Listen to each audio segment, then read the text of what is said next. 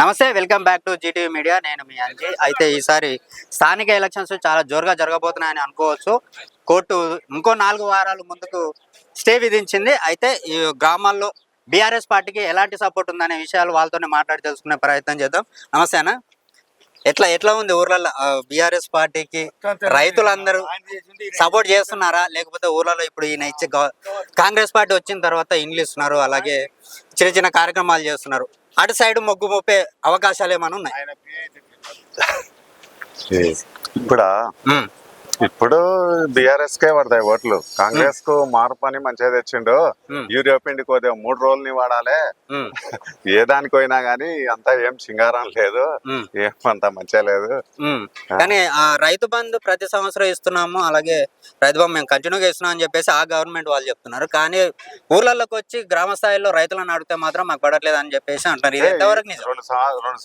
3 సార్లు వచ్చిండు అంతే సంగతి. డెవలప్మెంట్ ఎట్లున్నాయి ఇప్పుడు? స్థానిక ఎలక్షన్స్ 22 నెలలు అవుతుంది గవర్నమెంట్ వచ్చిన తర్వాత, ఇప్పటికే ఎప్పుడో జరగాలి, కానీ ఊర్లలో డెవలప్మెంట్స్ అక్కడే ఆగిపోయినాయి. గత ప్రభుత్వం ఉన్నప్పుడు ఎలా ఉండింది, ఇప్పుడు ఎట్లుంది? డెవలప్మెంట్ ఈయన చేసింది ఏంటంటే 22 నెలలకు 2,20,000 కోట్లు అప్పు చేసిండు.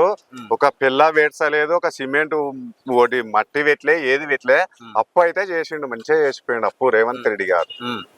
కానీ గత ప్రభుత్వంలో కేసీఆర్ గారు 7 లక్షల కోట్లు అప్పు చేసిపోయిండు అని చెప్పేసి, కేసీఆర్ 10 సంవత్సరాలు ఉంటే 2,80,000 కోట్లే అప్పు చేసిండు. అప్పు చేసి కలెక్టర్ ఆఫీసులు కట్టిండు, బ్రిడ్జీలు కట్టిండు, కాళేశ్వరం కట్టిండు, అన్ని కట్టింది ఏంది లేదు తుపడా.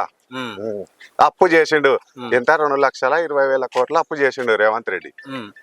కానీ హైదరాబాద్ వరకు చూసుకుంటే సీట్లన్నీ బీఆర్ఎస్ పార్టీకి అంకితం చేసుకుంది. విలేజెస్ విషయానికి వచ్చేసరికి రైతులందరూ కాంగ్రెస్ పార్టీకి మాత్రమే వేసారు. ఎందుకోసం వేసారు అనుకోవచ్చు? ఎందుకోసం వేసిందంటే మోసం. నీకు తులం బంగారు ఇస్తా, నీకు ఎండి బిల్లలు తెస్తా, అవి చేస్తా అని మోసం చేసి గ్యారంటీల వల్లనే 2 లక్షల రుణమాఫీ చేస్తున్నాడు. ఏం చేయలే, ఇంతమందికి చేసిండు, ఇంకా 50% చేయలేదు రుణమాఫీ. ప్రస్తుతం రాష్ట్ర వ్యాప్తంగా యూరియా కొరత అయితే గట్టిగా వినిపిస్తుంది. ఇక్కడ ఎట్లుంది ఈ కాన్స్టిట్యున్సీలో? యూరియా కొరతనే 3 రోజులు ఇవ్వడాలి. ఒక రోజు టోకన్ ఇస్తారు, ఒక రోజు ఆటోని మాట్లాడుకో, 3 రోజు పోయి తెచ్చుకోవాలి పిండి. అట్లా 10 సంవత్సరాలు ఉంటే ఆటోకి పైసలు ఇస్తే వాళ్ళే వచ్చి మన ఇంటికాడ వేసిపోయేది. ఇప్పుడేంది, మన పని ఇచ్చి పెట్టుకోపోయి తీసుకొచ్చుకోవాలి. సో ఒక రోజు వెళ్ళి ఆడ కూర్చుని అవడంగా లైన్ లో నిలబడి, మధ్య వీడియోలు కూడా బాగా చూస్తాం, చెప్పులు లైన్లు పెట్టేసి పడుకుంటున్నారు రైతులందరూ. పాత రోజు కరువు రావడానికి ఏంటి కారణం ఏంటంటారు? అక్కడేమో సెంట్రల్ వాళ్ళు ఇవ్వట్లేదు అని చెప్పేసి ఈ అధికార పార్టీ వాళ్ళు చెప్తున్నారు. మా వంతు మేము చేసినాము, సెంట్రల్ ఇవ్వాలి కదా. అక్కడ నుంచి అట్లా కాదు, మన ఇంట్లో 50 కేజీలు బియ్యం ఉన్నాం అనుకో, అయిపోగతలనే 50 కేజీలు తీసుకుంటే మళ్ళీ ఓము యూరియాకి 6 నెలల ముందు స్టాక్ చేసి పెట్టుకోవాలి. అన్ని గోదాములు అన్ని స్టాక్ చేయకనే మనకు యూరియా తిప్పాలి. అట్లా అది అంతే.